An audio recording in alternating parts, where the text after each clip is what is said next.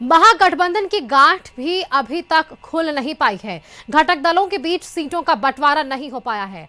पेंच फंसा हुआ है, लेकिन पार्टियां अपने उम्मीदवारों को सिंबल लगातार दे रही है। शुरुआत आरजेडी ने की और आरजेडी ने कई उम्मीदवारों को सिंबल भी दे दिया। तेजस्वी ने खुद भी नामांकन कर दिया, जबकि मुंगेर की तारापुर सीट पर वीआईपी प्रत्याशी ने पर्चा भर दिया है। वहीं कांग्रेस ने भी अपने प्रत्याशियों को सिंबल देना शुरू कर दिया है। देर रात कांग्रेस ने राजा पाकड़ से प्रतिभा कुमारी दास, औरंगाबाद शहर से आनंद शंकर सिंह, राजपुर से विश्वनाथ राम और नालंदा की अस्थावा सीट से छोटे मुखिया को सिंबल दिया गया। कांग्रेस ने कुल 22 उम्मीदवारों की पहले लिस्ट जारी की है। कहरगढ़ से अगर बात करें तो संतोष मिश्रा को टिकट दिया गया है। मुजफ्फरपुर से मौजूदा विधायक विजेंद्र चौधरी को भी सिंबल दिया गया। जहां सीतामढ़ी की रीगा सीट से पूर्व विधायक अमित कुमार दुल्ला को उम्मीदवार बनाया गया है।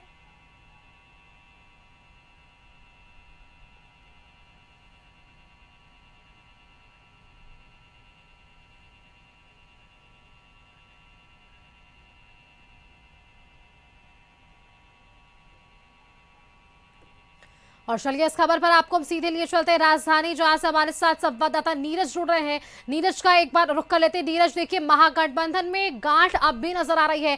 बेहद कम समय, आप देख सकते हैं कल आखिरी तारीख है नामांकन के पहले फेज के लिए, और अब भी ये दांवपेच पूरी तरह से बरकरार है महागठबंधन के भीतर। जो मुख्य कारण बताया जा रहा है वो वीआईपी की तरफ से, यानी कि मुकेश सहनी की तरफ से है, जिनकी एक प्रेस कॉन्फ्रेंस भी अब 4 बजे होनी है। कुछ जानकारी मिल पा रही है कि क्या बातचीत का सिलसिला आगे बढ़ पाया है महागठबंधन के भीतर?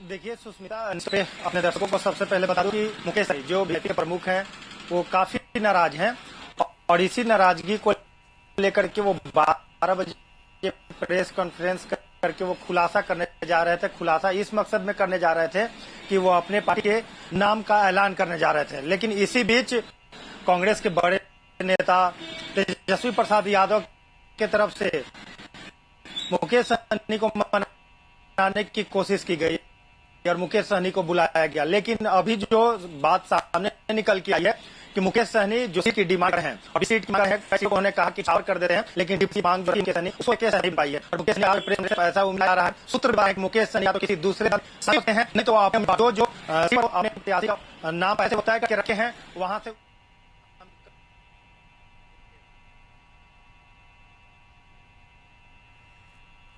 बिल्कुल, वीआईपी की तरफ से ये गांठ जरूर नजर आ रही है। एक बार प्रीतम का भी रुख कर लेते हैं नीरज, क्योंकि देखिए प्रीतम जी, यहाँ पर बातचीत महागठबंधन की हो रही है और महागठबंधन में सीटों की गांठ पर हो रही है। अब तक ये समझ पाना बेहद मुश्किल हो रहा है कि महागठबंधन के भीतर आखिरकार चल के रहा है, क्योंकि एक तरफ आरजेडी ने शुरुआत की सबसे पहले टिकट बांटना, सिंबल देना, और कांग्रेस ने भी 22 उम्मीदवारों की सूची जारी कर दी। किस तरह से ये महागठबंधन एक साथ मंच पर आ पाएगा, बेहद कहना मुश्किल नजर आ पा रहा है इस वक्त पर।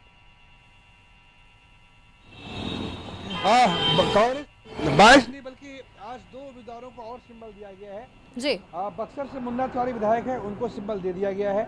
और इसी के साथ साथ नवादा की हिसुआ सीट से जो विधायक हैं नीतू कुमारी, इनको भी सिंबल दे दिया गया है। यानी कुल 24 उम्मीदवारों को सिंबल दे दिया गया है। कुछ जानकारी जो सामने आ रही है, जो पुख्ता जानकारी है कि 6 सीटें ऐसी हैं जिसमें आरजेडी, कांग्रेस और वीआईपी को लेकर, वीआईपी में थोड़ी खटपट है, थोड़ा मतभेद है। वो 6 सीटें कौन कौन है?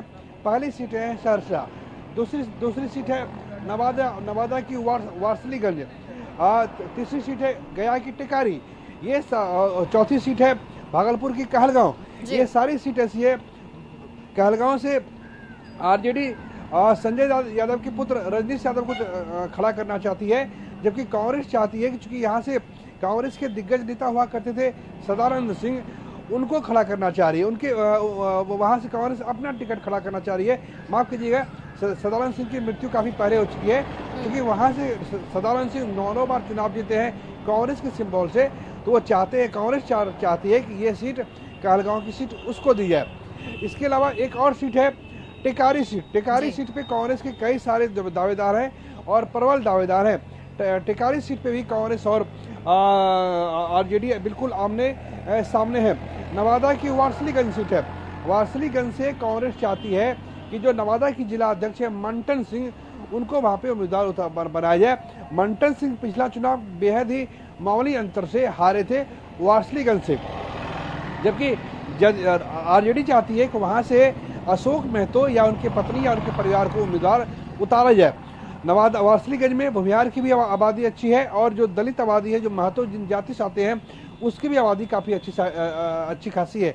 इन और एक और सीटें हैं जिसको लेकर महागठबंधन में खटपट है, लेकिन धीरे धीरे जो है जो विवादों को सुलझाना आरंभ कर दिया गया है। कांग्रेस ने भी अपने सभी उम्मीदवारों को बुला के नॉमिनेशन के लिए पर्चा हामी भर दी है और सिंबल दे दिया है। हमने देखा कि बक्सर के विधायक है मुन्ना तिवारी, लंबे अरसे से उनकी सांसें अटकी हुई थी, लेकिन आज उनको अभी आधे घंटे पहले उनको टिकट दिया गया है, जब जिसकी खबरें हमने साझा की है। एक और विधायक है छत्रपति यादव, खगड़िया के विधायक है, इनको अब तक टिकट नहीं मिला है, लेकिन उम्मीद है कि यहाँ से उनको टिकट मिल जाए।